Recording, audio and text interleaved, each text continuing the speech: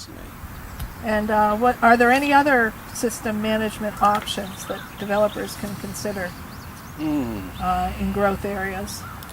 Well, for instance, if there's a water or sewer district around, can they manage a private development? my understanding is that sewer districts are specifically established by the legislature for public sewers. I'm not a lawyer, but I would imagine to include on-site systems in that mix would require some sort of a massive change in the legislative intent. Yeah, I mean, it'd be the equivalent of some of the stormwater management districts that have started to happen, where a municipal or quasi-municipal entity is keeping track of a lot of infrastructure. And it would make a lot of sense for them to band together. We also regulate a lot of small water systems, and the smaller they are, the more difficult a time they have keeping their technical capacity up so they can do the job they need to do. And I would think that, the homeowners association that's running a 20-person water system and a 20-person septic system is going to have the same problems on either side. And just they need some technical help to make it work.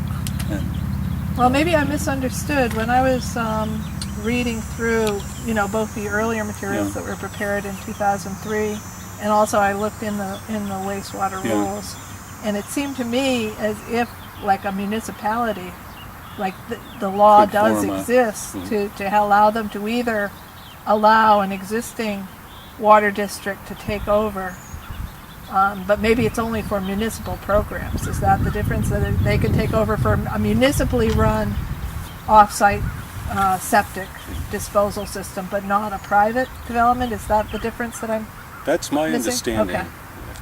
Okay. There was a push, 8-10 years ago by the federal EPA to establish on-site management districts.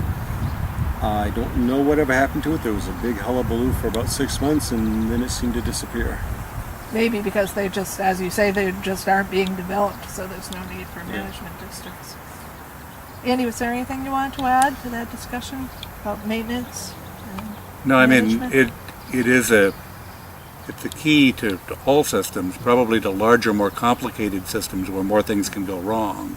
If you're doing advanced treatment, we require a contract on those for at least a period of time to make sure that they're maintained. And if you're doing it for a bunch of people, the failure options are obviously more dramatic. And am I correct in thinking that it probably never makes sense for 2 or 3 properties to share a tank? That it makes sense to have individual tanks going into a common field rather than a common tank, or is that ever done? I would say that it's probably a better idea if each structure had its own tank, simply for the purpose of isolating problems if they arise. That said, a lot of, say, mobile home parks usually have 2 or 3 lots on a tank feeding into a much larger collection system. I see. So it could go either way. Well, I know that, for instance, part of the problem in siting even a field on one of these property owners' property is that they're concerned about taking their neighbor's waste. Yeah. I think that would definitely be even worse if they were actually sharing a tank and both piping into the same tank. Could create unneighborly feelings. We have seen that phenomenon, yes. Okay.